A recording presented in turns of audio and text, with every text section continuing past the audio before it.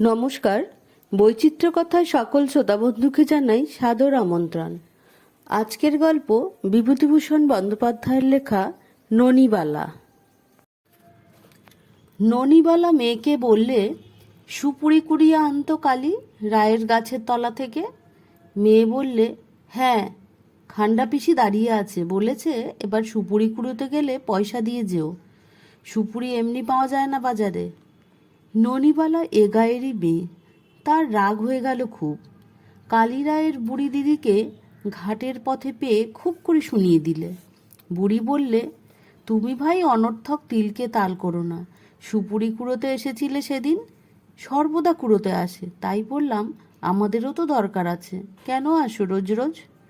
সর্বদা কুড়োতে যাবার দায় পড়েছে? রোজ আসে আমি বলছি, তুমি ভাই জানো না। কে বললে রোজ যায়? আমি জানি, রোজ দেখি যেতে। আচ্ছা বেশ, এবার যদি যায় পয়সা নিয়ে যাবে। কালী রায়ের দিদি পাড়ায় পাড়ায় বলে বেড়াতে লাগলো, বড্ড গোমড় হয়েছে ওই ননির, পয়সা দেখাতে আসে আমার কাছে।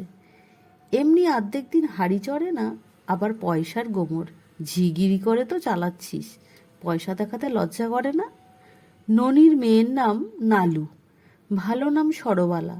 নালু এর গাছের লিচু, ওর গাছের কুমড়োর জালি, শশার জালি চুরি করে আনে। পাড়ার কারো গাছে এঁচোড় আর পাকবার জো নেই নালুর জন্য। ননি কিন্তু তা জানে না। খিদের জ্বালায় সরবালা যা চুরি করে রাস্তাতেই তা খেয়ে ফেলে। বিকেলে কি ভীষণ খিদে পায়, কে দেয় একগাল চাল ভাজা।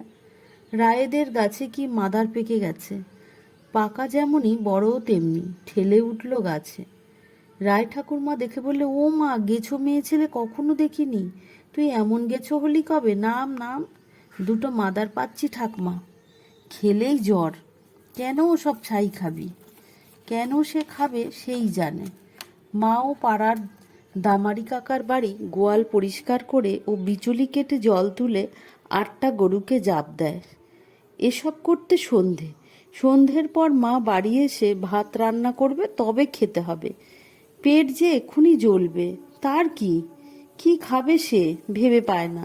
শুধু সে নয়, পল্টু, হাবু, নন্টু, ননকু, রেপু, নেপু সবাই আসে। ওদেরও বাড়িতে ওই অবস্থা। দুপুরে ভাত খাও, তারপর বিকেলে হাজার খিদে পাক না কেন খাবার নেই। তবে সে একটু আসে ঘন ঘন, তার মা বাড়িতেই থাকে না যে। সে কি করবে, ওরা চাইলে পায়, তার তো চাইবারও লোক নেই। অথচ খিদে, কি ভীষণ খিদে, পেটের মধ্যে যেন কামড়ায় খিদের জ্বালায়। রাতে নালুর জ্বর হলো, ননি পড়ে গেল বড় মুশকিলে। মেয়ের গা দেখলে পুড়ে যাচ্ছে, কি খেতে দেবে রুগীর পথ্যি কি আছে ঘরে? ডাক্তারই বা কোথায়? এক আছে সুরেন ডাক্তার, 2 টাকার কমও এ রাত্রে আসবে না। মেয়ের গায়ে হাত দিয়ে দেখে বললে, যেমন তুমি তেমনি হয়েছে আমার অবস্থা, কি যে করি। রাতে বড্ড জ্বরটা বাড়তে সে চেঁচিয়ে ডাক দিলে প্রকাশ গাঙ্গুলির স্ত্রীকে, ও জ্যাঠাইমা, জ্যাঠাইমা, এদিকে একবার আসুন, খুকির বড্ড জ্বর। প্রকাশ গাঙ্গুলির স্ত্রী চোখ মুছতে মুছতে উঠে এলেন ঘুম থেকে, অনেক রাত। দেখে বললে, তাই তো, বড্ড জ্বরটা বেড়েছে। কুইলেনের বড়ি আছে আমার কাছে, কাল সকালে খাইয়ে দিও। দেখুন তো জ্যাঠাইমা, গরিবের ঘরে কি কাণ্ড। তাই তো বাপু, সবই অদৃষ্ট তোমার। তোমার বাবা ভালো দেখেই বিয়ে দিয়েছিলেন দোষবরে, তাই কি? দিব্যি চেহারা, কলকাতার বাসা, ইঞ্জিনিয়ার লোক, 2 পয়সা আয় ছিল, সইল না তো কি হবে, অল্প বয়সে কপাল পুড়ল। সে তো 100 বার জ্যাঠাইমা, নইলে খুকির আজ 2টো পেট ভরে ভাত দিতে পারিনে, এ কি কম দুঃখ? পরের বাড়ি দাসীবৃত্তি, তাতে আমার এ গায়ে অপমান নেই। এ গায়ের মেয়ে যখন আমি, বলুন ঠিক কি না?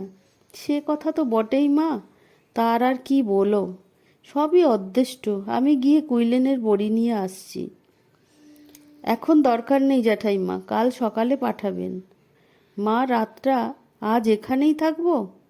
না জ্যাঠাইমা, আমি বেশ থাকবো এখন, আপনি মায়ের মতো, তাই কথাটা বললেন, এ গায়ে এ কথাও কেউ বলবে না। ননিবালা সত্যি পরের বাড়ি ঝিগিরি করে মাসে 5 টাকা আর একবেলা ভাত পায় 1 থালা। ভাত সে বাড়ি নিয়ে আসে, যে বাড়িতে কাজ করে তারা ভাত দিতে কৃপণতা করে না।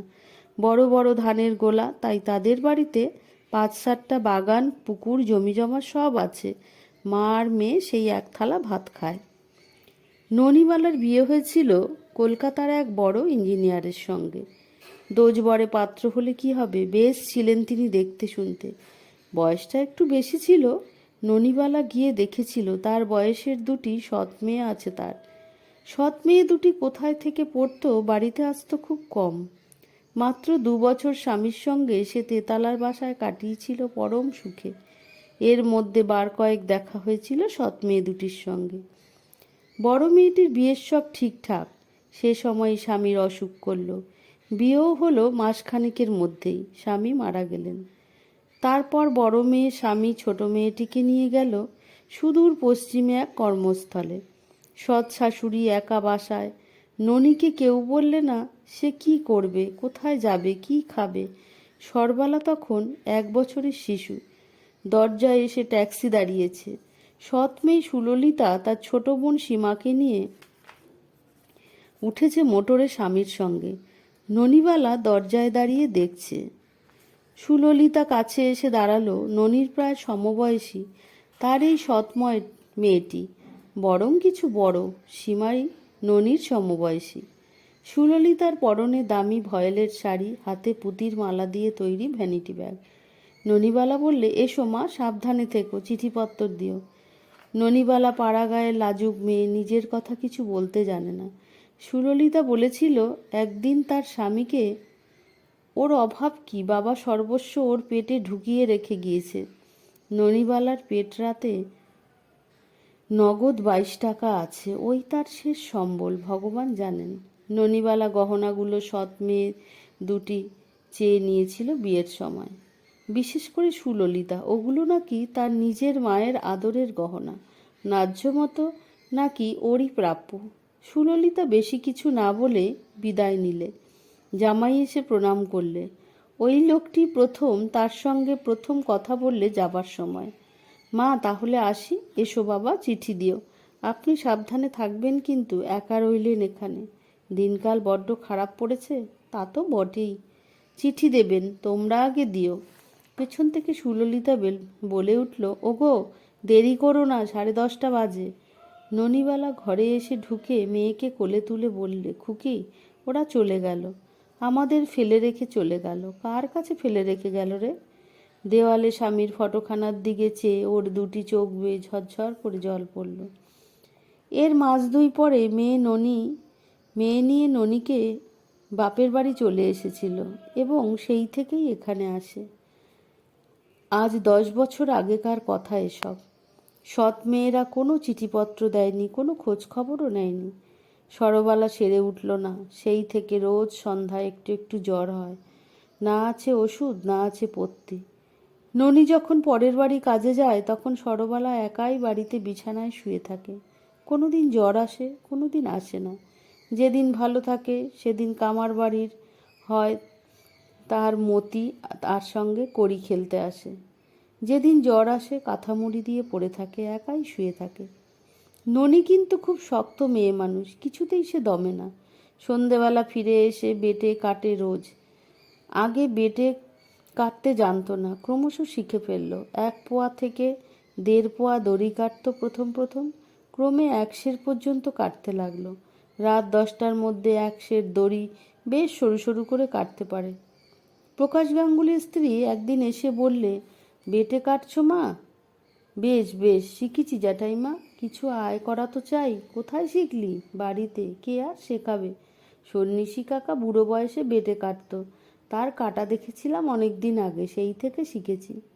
সরবালার পা ফুলল, মুখ ফুলল, পুরনো ঘুষঘুষে জ্বর। বললে, এর একটা ব্যবস্থা কর, নইলে খারাপের দিকে যাবে। ননি মেয়েকে সঙ্গে নিয়ে হাসপাতালে একদিন অন্তর যেতে লাগলো। ডাক্তার সাহেব বুঝি বললে মেয়ের রোগের ইতিহাস। মাস 2 ধরে একদিন অন্তর কামাই করবার ফলে চাকরি গেল ননির। 1 থালা ভাত আসে না, টাকা কটাও গেল। এমন হলো খাওয়া জোটে না। সরবালা সেরে উঠেছে একটু, কিন্তু খাবার অভাবে শুধু কাঁচা পেয়ারা খায় হিমি ঠাকুরানের পেয়ারা তলায় বসে বসে। এর উপর এক নতুন বিপদ বাঁধল। যাদের বাড়িতে ননি ঝিগিরি করত কাজ ছেড়ে দেওয়ার জন্য, তারা খুব চটে গেল। তাদের হাতে গ্রামের কন্ট্রোলের দোকানের কাপড় দেওয়ার ভার। 3 মাসের মধ্যে একখানা গামছাও তারা দিলে না ননিবালাকে। কত অনুনয় করে তাদের মন গলানো গেল না। বাইরে বেরোনো যায় না আর কাপড়ের অভাবে।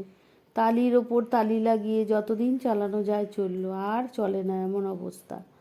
বিকেলবেলা ননি মেয়েকে বললে, হ্যাঁ রে, বেটের দড়ি কাটতে বসবি? সন্ধ্যের সময় বসবো মা। তেল নেই, অন্ধকারে হবে না, এখন বস, তবু আনাচারেক পয়সা সকালবেলা। মা, একটা কথা শুনবে? আমি ঢ্যাপের বিচি আনবো মাদলার বিল থেকে। তুমি ঢ্যাপের খই করতে জানো? খুব জানি। তুই আনতে পারবি? কার সঙ্গে যাবি সেখানে? বিলের জলে কেউটে সাপের আড্ডা। বাগদি বউ যাবে আর আমি যাব। বাগদি বউ বলেছিল ঢ্যাপের খই খেলে একবেলা কেটে যাবে, রাতে আমরা ঢ্যাপের খই খাবো। ননির মুখে দুঃখের হাসি দেখা দিল। তার আদরের মেয়ে আজ দুলে বাগদির মেয়ের মতো ঢ্যাপের খই খেয়ে রাত কাটাতে খুশির ব্যাপার বলে মনে করছে। মেয়েকে বললে, নালু, কাউকে বলিস নে ঢ্যাপ তুলতে যাবি। এ গায়ে আবার এদিকে নেই ওদিকে আছে কি না। সরবেলা চলে গেল বাগদির বউ নীলার সঙ্গে। ননি বললে, ও নীলি, দেখিস দিদি, নালু যেন বেশি জলে না যায়, পদ্ম গাছে বড্ড সাপ থাকে। সরবালার মন খুশিতে ভরে উঠল। মাদলার মস্ত বড় বিল পদ্ম আর নাল ফুলের বনে ভরে আছে। নীল আকাশ উপুর হয়ে আছে বিলের উপর। যদিও বর্ষাকাল, আজ আকাশে বেশ পরিষ্কার। শরতের আমেজ আছে রোদ্দুর গায়ে।